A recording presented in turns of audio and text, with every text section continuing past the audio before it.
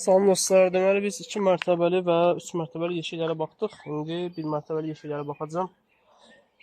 Bu bizim bu il tutduğumuz beçədir. Yəni öz arımızın beçədir. Ana arısı 2-ci ilin ana arısıdır. Bakvasın mələzidir. Baxaq görək necədir.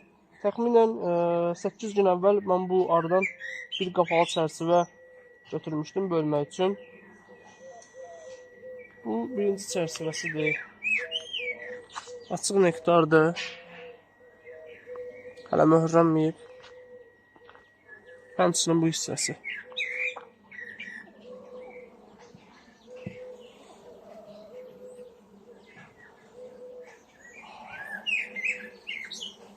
Bu hissədə yumurtadır, aşağı hissə. Yuxarı hissə açıq nektar. Möhürləməyə hələ başlamayıblar.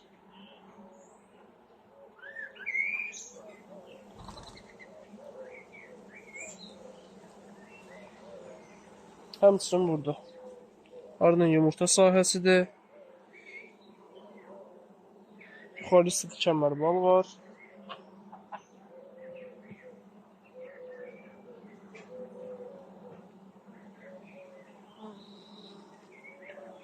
Burada da yuxarı nektar, aşağıda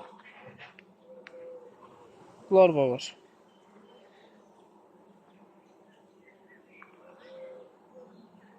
Əgər nektar yaxşı gələrsə, arılar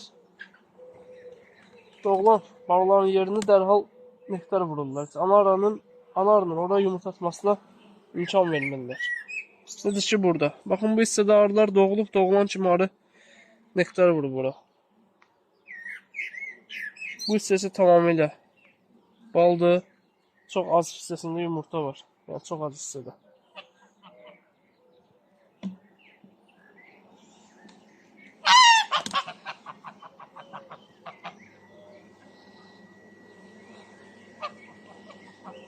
Artıq yumurta sahəsi burada demək olar ki dayanıb. Çox az bir yumurta hissəsi qalıb burada. Qalan hər yer nektardır. Məncə bundan o tərəfə yumurta olmayacaq.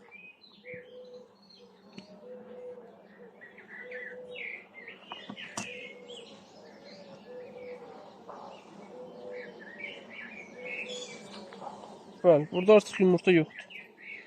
Tamamilə nektardır. Qətiyyən. Bir dənə də yumurta yoxdur. Əslində mənə bu cür arılar lazımdır. Yəni bu xüsusiyyətlər, bu xasiyyətli arılar lazımdır ki, bu arıları ana keçməz qoymağa ehtiyac yoxdur. Çünki arılar artıq fikir olaraq bal axım dönəmində və ya da sezonun sonuna doğru yumurtanı azaldır. Minimuma indirir. Yox, burada yumurta var. Necə olubsa burada qapalı var. Amma ortadakı boşluqları bilmirəm görürsüz ya yox. Orta boşluqları arı artıq doldurub. Yumurta çıxdıqca, bala çıxdıqca, baxın, yumurtaların çıxdıqca arı onu balla doldurub.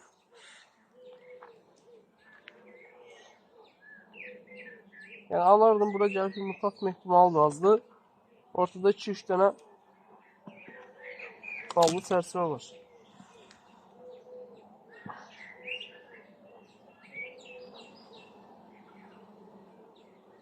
Maşallah olsun. Burada da tamamilə bax. Artıq arı möhürləməyə başlayıb.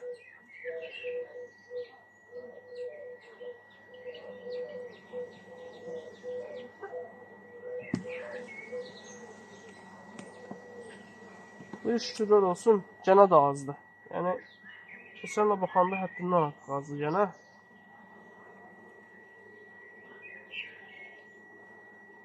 Burada da bir qədər möhürlənmə işi gedib. Hələ ki, sarı tikandan, yoncadan bal gəlir.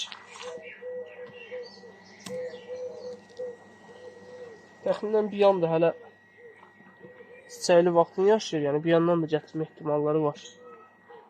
Mən bu araya propolis tuzağı qoymuşdum.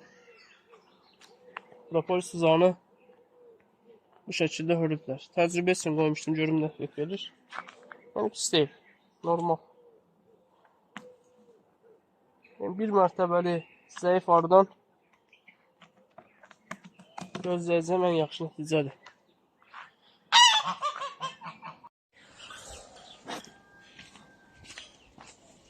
Salam dostlar. Deməli 2 mərtəbə və 3 mərtəbə yeşiklərimizi baxış keçirdik.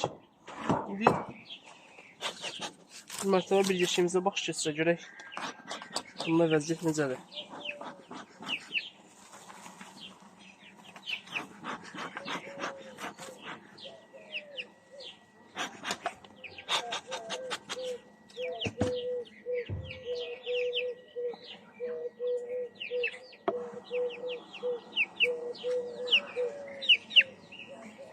Sonuncu çərçivə bir balaca bir nektar var.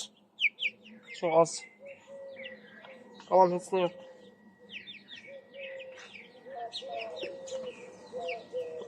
Sonuncu deyirəm, birinci çərçivə.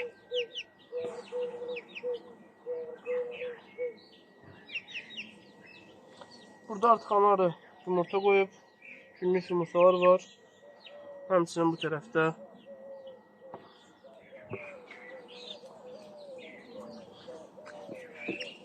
Demək, bu koloniya mart ayında, also aprel ayında mərtəbəyə qaldırdığım koloniyadır. Və BCM meyilləndi. BCM meyilləndikdə mən əsas koloniyanı köçürüb, bura 2 qapalı çərçivə və bir analiz yükü buraxdım. Baxın, burada kəmərbal var. Aşağı hissəsi yumurtadır, həmçinin bu hissə. Və anarı doğuldu, yumurta atmağa başladı. Həmin köçürdüyüm əsas koloniyanı tarlaçıları demək olar hamısı burada qaldı və çox gözəl bal topladılar. Sonra anar doğuldu və yumurta atmağa başladı. Təbii ki, yumurta atdıqca həm də içəridə bir bala zənciri qopduğuna görə bir müddətdən sonra tarlaçılar azaldı. İçəridə balı istifadə edən, yeyən bir arı nüfuzu çoxaldı. Baxın, demək olar ki, yarıdan çoxu möhürlüdür, baldır. Həmçinin burada. Yəni içəridə nə qədər bala arı varsa, o qədər çox bal istifadə ediləcək. Yəni əsas məsələ məncə bal mövsümündə arının yumurta atmasını, bala qoymasının qarşısını almaqdır, yəni azaltmaqdır, minimuma endirməkdir. Düzdür, bəzən arı bunu özü eləyir. Yəni avqust ayına yaxınlaşdıqca arı yumurtanı azaldır.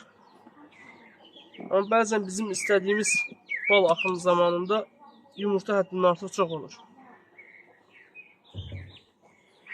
Baxın, bu hissə tamamilə baldır. Orta hissə yumurta. Bu cür çərçivələri yəni götürmək mümkün deyil. Qətiyyən.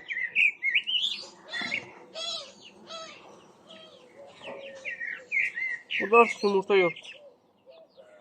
Bundan belə artıq arı nektar vurub, həmçinin bu çərçivələrə.